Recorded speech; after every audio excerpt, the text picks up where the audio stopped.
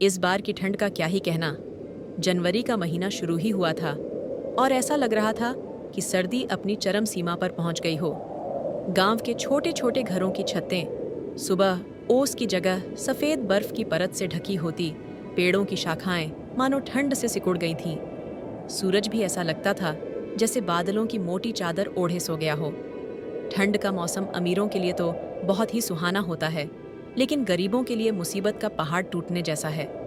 ये ऐसे ही एक गरीब परिवार की कहानी है। सोमपुर गांव में गोपाल रहा करता था। उसका परिवार बहुत गरीब था। उनके पास न तो पहनने को गर्म कपड़े थे और न ही खाने को ज्यादा कुछ। इस बार सोमपुर में ऐसी ठंड पड़ रही थी जैसी कभी नहीं पड़ी। गोपाल के परिवार पर ठंड का मौसम कहर बनकर टूटता है। हे ऊपर वाले, ये इतनी ठंड कैसे पड़ रहा है? इतनी ठंड में तो घर से निकलना भी मुश्किल हो गया है। लगता है इस बार ठंड कुछ ज्यादा ही बढ़ गई है। बाहर जाने का तो मन ही नहीं करता। ठंडी हवा बदन को चीरती हुई निकलती है। हाँ सरला, और देखो सूरज भी जैसे मानो लुका छुपी खेल रहा है। दिन भर कोहरा छाया रहता है। लगता है कि ठंड और बढ़ती चली जाएगी। आज आप उस कंजूस सेठ के काम पर मत जाओ। आज ठंड बहुत है जी। हाँ सरला, ठंड तो बहुत है। ऐसी ठंड मैंने कभी नहीं देखी। लेकिन क्या करूं सरला, अगर काम पर नहीं जाऊंगा तो हम खाएंगे क्या? मैं तो चूल्हे के पास बैठी रहती हूँ और घर में ही रहती हूँ। पर आप इतनी पतली कमीज पहनकर काम कैसे करोगे? आप एक स्वेटर क्यों नहीं खरीद लेते? सरला, तुम्हें तो पता है ना कि हमें 2 वक्त का खाना भी नसीब नहीं होता, तो फिर मैं स्वेटर कैसे ले लूं? हाय विधाता, इतनी गरीबी क्यों दी तूने हमें? न ही 2 वक्त का खाना नसीब होता है और न ही इस ठंड में गर्म कपड़े पहनने को। चलो सरला, अब मैं चलता हूँ, नहीं तो सेठ जी मुझ पर आज फिर गुस्सा करेंगे। गोपाल जैसे ही घर से बाहर निकलता है तो देखता है कि चारों तरफ कोहरा छाया हुआ है। ठंडी हवा चल रही थी, लेकिन उसकी गरीबी उसे काम करने पर मजबूर कर रही थी। पूरे गांव में सन्नाटा था। कोई भी अपने घर से बाहर नहीं निकल रहा था। गोपाल बड़ी हिम्मत करके सेठ जी की दुकान पर आता है और चाय बनाकर बेचने लगता है। गोपाल भैया, जल्दी से एक चाय दो, नहीं तो इस ठंड में मर ही जाएंगे। अरे गोपाल भैया, तुम्हें ठंड नहीं लगती क्या? इतनी पतली कमीज में चाय बना रहे हो, वो भी इतनी ठंड में। हम गर्म कपड़े पहने हैं, फिर भी हमें ठंड लग रही है। अरे भैया, हमें बहुत ठंड लगती है, लेकिन क्या करें? तो गोपाल भैया, तुम स्वेटर क्यों नहीं खरीद लेते? अरे भैया, 2 वक्त का खाना नसीब नहीं होता, तो स्वेटर कहाँ से ले लूं? ऐसे ही दिन भर ठंड में गोपाल चाय बेचता रहता है। अगली सुबह भी बहुत ठंड थी। चारों ओर कोहरा और ठंडी हवाएं चल रही थीं। एजी, घर में खाने को कुछ नहीं बचा है।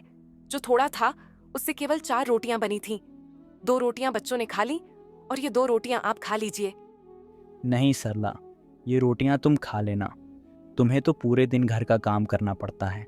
मेरा क्या, मैं चाय पीकर पेट भर लूँगा। और हाँ सरला, आज सेठ जी मेरी तनख्वाह देंगे तो उससे घर का राशन ले आऊँगा। सरला को पता था कि एक कप चाय से पेट नहीं भरेगा, लेकिन वह अपनी गरीबी से मजबूर थी। गोपाल आज जल्दी दुकान आ जाता है। तभी सेठ उससे कहता है, गोपाल, खड़ा क्यों है? ये बर्तन कौन धोएगा? जल्दी से ये बर्तन धो ले और चाय बना ले। इस ठंड में लोग चाय पीने आने ही वाले होंगे। जी सेठ जी। गोपाल बर्तन धोने लगता है। पानी इतना ठंडा था मानो बर्फ हो। बर्तन धोने के बाद गोपाल चाय बनाकर ग्राहकों को दे देता है। जैसे ही गोपाल चाय पीने वाला था, सेठ जी उसे देख लेते हैं। सेठ जी गुस्से से आकर कहते हैं, ए गोपाल, तुझे क्या मैंने यहाँ मुफ्त में चाय पीने के लिए रखा है? ये राशन क्या तेरे पैसों से आता है? तू रोज चाय पीता होगा और आज तो मैंने रंगे हाथों पकड़ लिया। अब से रोज तेरे पगार में से 3 कप चाय के पैसे काटूंगा। क्यों ना नहीं सेठ जी, आज ठंड बहुत ज़्यादा है और ये पतली कमीज़ में ठंड बहुत लग रही थी, इसलिए चाय पी ली। और सेठ जी, मैं रोज़ चाय नहीं पीता, आज पहली बार पी रहा था। मैं अच्छे से जानता हूं तुम जैसे लोगों को। तुम बस मुफ्त का खाना जानते हो। जाकर चाय बेच। गोपाल अपनी गरीबी के कारण बेबस था और चुपचाप जाकर चाय बेचने लगता है। ऐसे ही शाम तक चाय बेचता रहता है। अब गोपाल सेठ जी से कहता है। सेठ जी, मुझे मेरी तनख्वाह दे दीजिए। सेठ जी उसे तनख्वाह तो दे देते हैं, लेकिन आधी ही तनख्वाह देते हैं। सेठ जी, ये तो आधी तनख्वाह है। मैं अच्छे से जानता हूँ तुम जैसे लोगों को। और हाँ, कल से मेरी दुकान पर मत आना। मुझे ऐसे मुफ्त खोरों की कोई जरूरत नहीं। आप मेरे साथ ऐसा मत कीजिए, मैं बहुत गरीब हूँ। गोपाल सेठ जी से बहुत विनती करता है, लेकिन सेठ जी उसकी एक नहीं सुनते। अब गोपाल बहुत दुखी होकर आधी तनख्वाह से थोड़ा बहुत सामान खरीदकर घर आ जाता है। गोपाल जब घर पहुंचा तो सरला ने सामान देखकर। क्या हुआ जी? ये तो बहुत कम सामान है, इससे कैसे गुजारा होगा? क्या बताऊं सरला, सेठ जी ने आधी तनख्वाह दी है और मुझे काम से भी निकाल दिया। गोपाल सारी बात सरला को बताता है। अब हमारा गुजारा कैसे होगा? सरला, तुम परेशान मत हो, मैं कुछ न कुछ कर ही लूँगा। कल मैं काम ढूंढने जाऊँगा, कहीं न कहीं काम मिल ही जाएगा। अगली सुबह होती है। गोपाल काम ढूंढने निकल जाता है। थोड़ी दूर चलने पर उसे एक ढाबे वाला दिखाई देता है। अरे भैया, क्या आपके पास मेरे लिए कुछ काम है? मैं कुछ भी कर लूँगा, मैं बहुत गरीब हूँ। अरे भैया, इस ठंड में तो मेरा ही गुजारा नहीं हो पा रहा। मैं तुम्हें कैसे कोई काम दूं? गोपाल सब जगह काम मांगता है, लेकिन उसे कहीं काम नहीं मिलता। थक हार कर वह एक पेड़ के नीचे बैठ जाता है और सोचता है।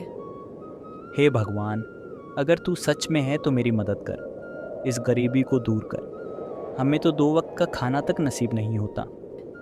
गोपाल यह सोच ही रहा था कि तभी एक बूढ़ी माँ वहां आती हैं। बेटा, क्या तुम मेरी मदद कर दोगे? हाँ माँ जी, बताइए मैं आपकी क्या मदद करूँ? बेटा, इस अवस्था में चला तो नहीं जाता और ऊपर से ये ठंड, क्या तुम ये लकड़ियां मेरे घर तक ले चलोगे? हाँ माँ जी, क्यों नहीं। गोपाल लकड़ियों को उठाता है और बूढ़ी माँ के घर तक पहुंचा देता है।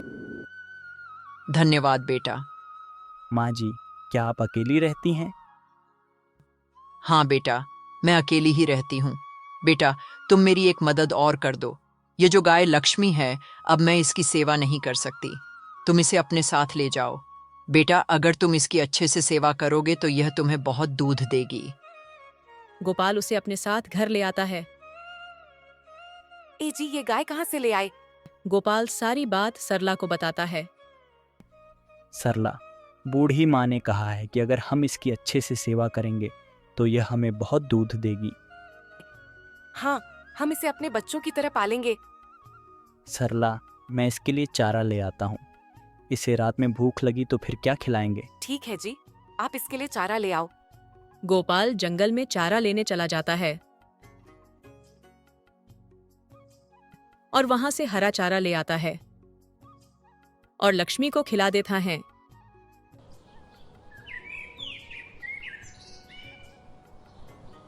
अगली सुबह गोपाल गाय का दूध निकालता है और गाय बाल्टी भरकर दूध देती है।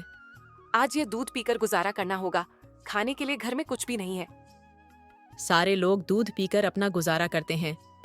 ऐसे ही कुछ दिन बीत जाते हैं। ए जी, क्यों ना आप खुद का चाय का स्टॉल लगा लें?